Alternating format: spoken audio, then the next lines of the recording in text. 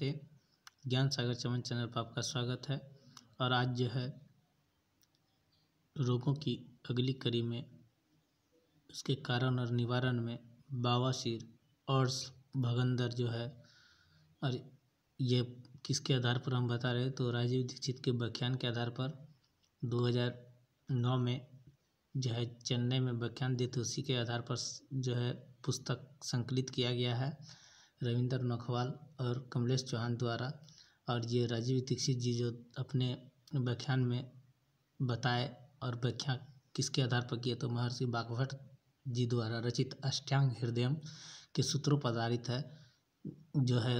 और इस पुस्तक का नाम है, जिस पुस्तक से हम बता रहे हैं, रोगी स्वयं चिकित्सक, इसके माध्यम से बता रहे हैं। इससे बहुत को फायदा हुआ है और हमने भी अगल बगल अपने दोस्तों, अपने जो है सखा संबंधियों को ट्रायल करने के बाद ही, इस पुस्तक के लाभ से लाभान्वित होने के बाद ही हम आज बता रहे हैं। यह रोग जो है बवासीर रोग मुख्यतः कब्ज के कारण होता है। जितने भी रोग होता है इसका सबसे बड़ा कारण है पेट, और पेट के लिए ही लोग भटकते हैं और पेट को ही ठीक नहीं रख पाते हैं। अर्थात पेट को अगर ठीक कर लेते हैं तो आपको ज़्यादातर बीमारियों से राहत हो जाएगा। 90 से 95% बीमारी ठीक हो सकता है। तो पेट को ठीक रखने का सबसे बड़ा पहला उपाय है पानी ज़्यादा पीजिए, और सुबह में बिना प्यास का भरदम पानी पीजिए। इसको अगर आप राजीव दीक्षित को सुने हैं तो और बढ़िया से आपको पता चल जाएगा। हम उतना डिटेल में आज नहीं बताएंगे, लेकिन 1.25 लीटर पानी सुबह उठते ही पीना है। उसके बाद शौच आदि करने के बाद योग कर सकते हैं, या किसान है तो योग करने की ज़रूरत नहीं है। खेत में फावड़ा उठाइए, कुदाल उठाइए, काम चालू कीजिए, इससे दिक्कत नहीं है। लेकिन हाँ, बॉडी को रेस्ट भी देना ज़रूरी है। थकने के साथ साथ जितना ही आपका शरीर क्षमता है करने का उतना ही करें। तो चलिए आज चर्चा करते हैं बवासीर के कारण और निवारण पर। तो बवासीर भगंदर अर्श जिसको बोलते हैं, यह रोग मुख्यतः कब्ज के कारण होता है। जिन लोगों को कब्ज की शिकायत लंबे समय तक रहती है, वीडियो ज़रूर देखिए पूरा तरह से, तभी आपको समझ में आएगा। मुख्यतः यह रोग होता है कब्ज के कारण ही। अत्यधिक ठंडे खाने से भी और अत्यधिक बैठे रहने से भी, मतलब ठंडा ज़्यादा भी खाइएगा उससे भी हानि है, क्योंकि आँत सिकुड़ जाएगा। और ज़्यादा देर तक बैठ के रहते हैं उससे भी दिक्कत होता है। तो जो है बैठे बैठे काम नहीं करना चाहिए, जिसमें चलना फिरना उठना बैठना लगा रहे, ऐसा काम सबसे ज़्यादा बढ़िया होता है। देखिए किसानी क्षेत्र जो ऐसा है जिसमें कि आपको बैठ के लुगा झुक के सभी तरह से काम करना पड़ता है। तो ऐसा हम नहीं बोलते सब कोई किसान बन जाए, ऐसा कहने का तात्पर्य नहीं। लेकिन किसान को लगभग सभी चीज़ से स्वस्थ रहना चाहिए, केवल उसको भोजन पर ध्यान देना है। अपना आहार विहार को और थोड़ा ठीक करें कि शरीर श्रम के अनुसार जो है उसको रेस्ट भी दे, ठीक है। तो बवासीर के 2 तरह होते हैं, एक होता खूनी बवासीर और एक होता वादी बवासीर, ठीक है। इस रोग में मल बहुत कठिनाई से निकलता है। मतलब अगर आप शौच करने जाते हैं, लेटरिन के लिए बैठते हैं तो आपको मल उतरता ही नहीं है, बहुत दिक्कत होता है या खून निकलने लगता है। तो ये खतरनाक होता है। अत्यधिक तीखा माने मिर्ची जो है ना, लाल मिर्च ज़्यादा नहीं खाना चाहिए। मसालेदार और चिकना भोजन, चिकना खाने का मतलब है तो तेल वाले, यह जो है रोग को बढ़ाता है। इसीलिए बवासीर रोगी को खाने में हरी सब्जी और सलाद का अधिक प्रयोग करना चाहिए।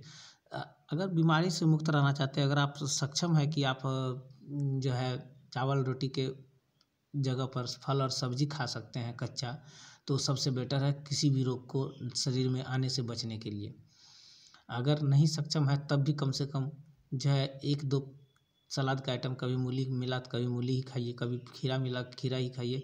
तो इस तरह से जो है भोजन से पहले अगर आप जो है सलाद के रूप में कच्चे फल सब्जी का उपयोग करते हैं तो आपको जो है कब्ज नहीं होगा तो ये सब रोग नहीं होगा। और पानी तो सबसे अधिक पीना है, ठीक है।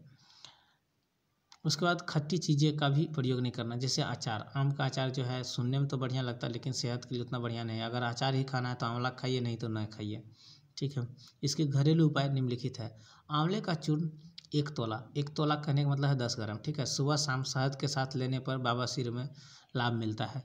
तोला जब भी बोला जाए 10 ग्राम, जितना सोना घड़ी में नापते हैं ना उसी तरह का तोला कहा जाता है, ठीक है।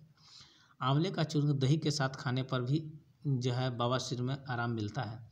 10 ग्राम त्रिफला चूर्ण चाटने से भी आराम मिलता है। ये जो जितने भी चीज़ बता रहे हैं आप पूरा शुरू से लास्ट तक देखिएगा तो आपको सभी चीज़ समझ में आ जाएगा। और जो भी चीज़ आपको बताया जा रहा है वो टेस्टेड एंड ट्रायल है, ठीक है। मूली का रस, अभी सर्दी का मौसम में तो मूली हमेशा ही ज़्यादा ही मिलता है और सस्ता भी मिलता है। तो मूली का जो है रस निकालना है, काला नमक डाल करके खाली पेट पी जाना है। इससे भी जो है बवासीर में बहुत फ़ायदा करेगा। मतलब आपका पेट ठीक रहेगा, सभी चीज़ ठीक हो जाएगा। पेट ठंडा रहेगा, पित्त का संबंधी रोग है। 10 ग्राम त्रिफला चूर्ण शहद के साथ चाटे। त्रिफला मतलब समझ ही रहे होंगे, जितना बार चर्चा किए, त्रिफला में होता है हर्रे, बहेड़ा और आंवला। 1:2:3 के अनुपात में भी ले सकते हैं या समानुपात में भी ले सकते हैं, जैसे आपके शरीर की प्रकृति हो उसके अनुसार लेना है आराम। और उसके बाद जो है 1 चम्मच मेथी के बीज। मेथी के बीज तो जान ही रहे हैं, अचार में जो डालते हैं मेथी। तो अगर अचार भी खाते हैं तो मेथी का संख्या बढ़ा देते तो कुछ हानि कम करेगा, लेकिन आंवला का अचार जो है सबसे ज़्यादा फायदेमंद होता है, इसीलिए आम के अचार से बचे। अगर खाना है तो मेथी की मात्रा को बढ़ा दे, ठीक है। 1 चम्मच मेथी के बीज को पीसकर 300 मिलीलीटर बकरी के दूध में औटाना। औटाने का मतलब होता है यहाँ गर्म करना, बहुत बढ़िया से धीरे धीरे खौलाना है, ठीक है। इसमें 1 चम्मच पीसी हुई हल्दी, 1 चुटकी काला नमक भी मिला दे और दूध ठंडा होने के बाद सेवन करें। बीमारी में लाभ अवश्य होगा, मतलब अवश्य होगा ही नहीं, अवश्य मिलेगा ही, ठीक है। प्रतिदिन सुबह खाली पेट 3-4 पके हुए बीज वाले अमरूद खाने से बवासीर में काफ़ी लाभ होता है। लेकिन ऐसा है कि बीज के साथ ही खाना है, मतलब कब्ज को ठीक करने के लिए। सीधा समझिए, पेट को ठीक करिए, सभी बीमारी ठीक होगा, ठीक है। सुबह शाम बकरी के दूध पीने से भी बवासीर में लाभ होता है। मतलब आप गाय के दूध को छोड़ के बकरी का भी यूज कर सकते हैं, इससे भी आपको फायदा होगा, ठीक है। करेले का रस और मिश्री मिलाकर लेने से बवासीर में लाभ होता है। करेला, बिटर गार्ड, ठीक है। काशी फल का रस सभी तरह के बवासीर में लाभदायक होता है, ठीक है। नक्स, अब हेमोपैथ का एक दवा है, उसका नाम है नक्स ओमिका 200। रोज शाम को जीभ पर 1 बूंद भोजन के आधे घंटे बाद लेना है और सल्फर 200 सप्ताह में 1 दिन प्रयोग करना है, ठीक है। दोपहर शाम 1-1 बूंद लेना है। इस तरह से जो है आपका अर्श की भगंदर की बीमारी ठीक हो जाएगा। और जितने भी उपचार बताए हैं पहले एक का ही प्रयोग करें, सभी दवाई का एक साथ प्रयोग नहीं करना है। और इस तरह से आप अपने सेहत को तंदुरुस्त और स्वस्थ रख सकते हैं। अगली कड़ी में हम जो है अगले बीमारी और उपचार के बारे में बताएंगे। तब तक के लिए धन्यवाद। वीडियो यदि बढ़िया लगे तो ज़रूर लाइक, शेयर और सब्सक्राइब करें।